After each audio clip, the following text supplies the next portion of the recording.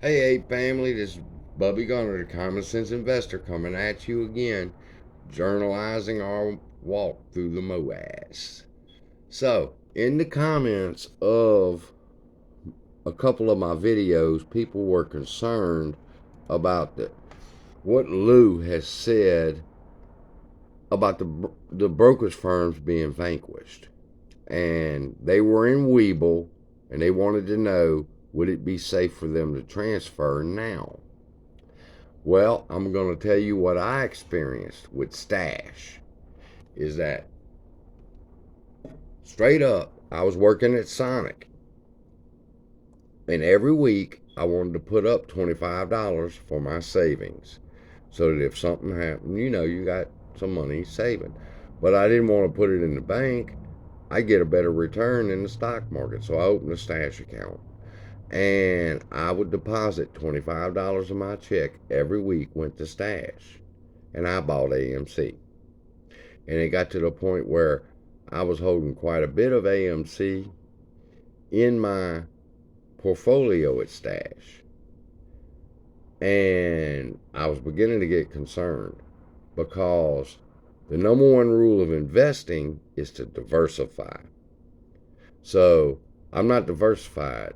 100% of my savings is in AMC. And I didn't feel comfortable with that. So I bought another share of another company, and everything was good.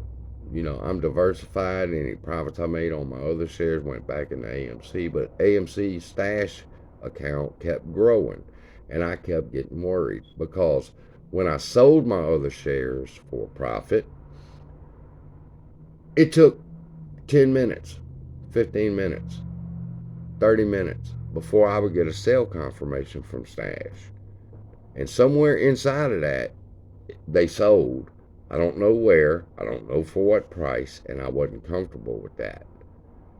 When I pressed that sell button, then damn it to hell, I meant to sell that stock right then. And that's not the way it worked at Stash. And I said, well, I'm not comfortable with that with my AMC shares. So what I done was, since I couldn't diversify stock, I come up with a plan that I would diversify brokerage firms. And I sold, and it was a rough decision because I knew if I sell this right now, my AMC, got out of my positions, went to cash, went back to my bank, and then opened up the accounts with these companies, there was a possibility I would miss the MOAS. So for 2 months, I struggled and I stressed over what am I going to do if I hit this sell button and it takes them 10 minutes to sell and it's lost another $300 in that process. But I said, fuck it. Enough's enough. After I did it another time with a stock and it took 18 minutes to clear the sale, I said, nah, I'm not going to have that with AMC. So I sold everything in Stash, converted it to cash. 2 days later, I'm sweating because I'm thinking at any time this thing could pop, and I ain't in a position. But luckily, the money hit my bank.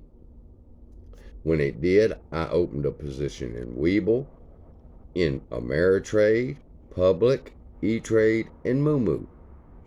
5 companies. 1, 2, 3, 4, 5. 5 different brokerage firms. I split the money up, and I bought my AMC shares. So I now have AMC in 5 different brokerage firms. That's the first strategy. But it is. I think it's really too late to implement that. If your shares are, to the commenters, if your shares are in Weeble, I would not transfer.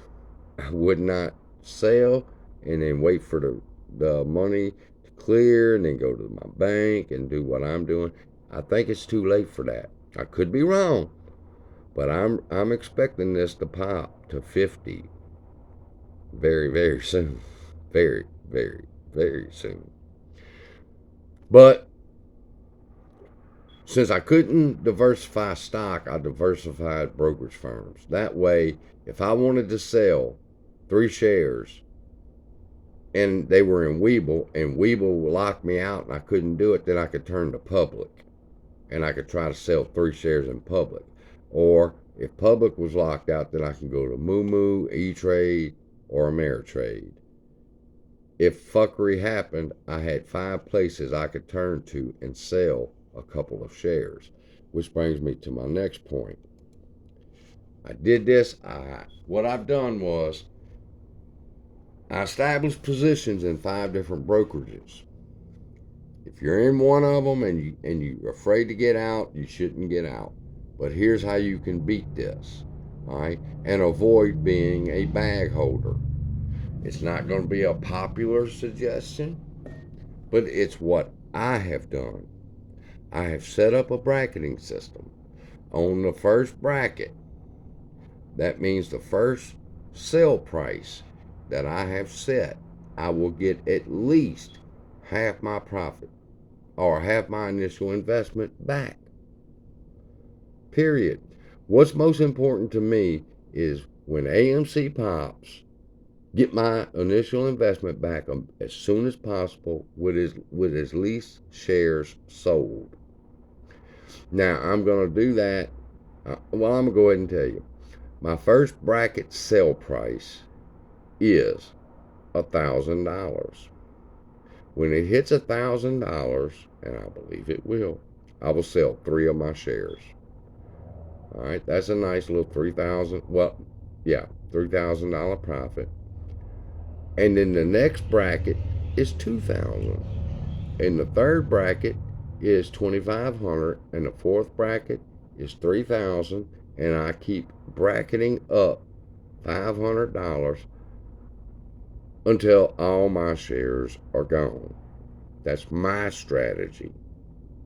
It's not going to be popular. People are going to want to comment, "Oh, no, you got to hold to 100,000, 500,000. It can reach 1,000,000. Listen, remember the name of my show, Common Sense Investor. There ain't no goddamn way this thing's reaching $1,000,000 a share, and if it did, who would buy a share for $1,000,000 fucking dollars? When if they wait, it'll go down and they can buy it cheaper. Because once they've covered, this price is going back to its original price, which will be somewhere around $6. Now, I don't want to be holding out to make $300,000 is the top. 500,000 is the top. And it gets to 280,000, but I ain't selling until it gets to 500,000. And then they've covered, the price falls, and you're a fucking bag holder. If you don't have a bracketing system. That's what Lou means by setting up a bracketing system. Don't be a fucking bag holder. Set your first bracket, maybe 2, to get your initial investment back. Half of your initial investment back in your first bracket.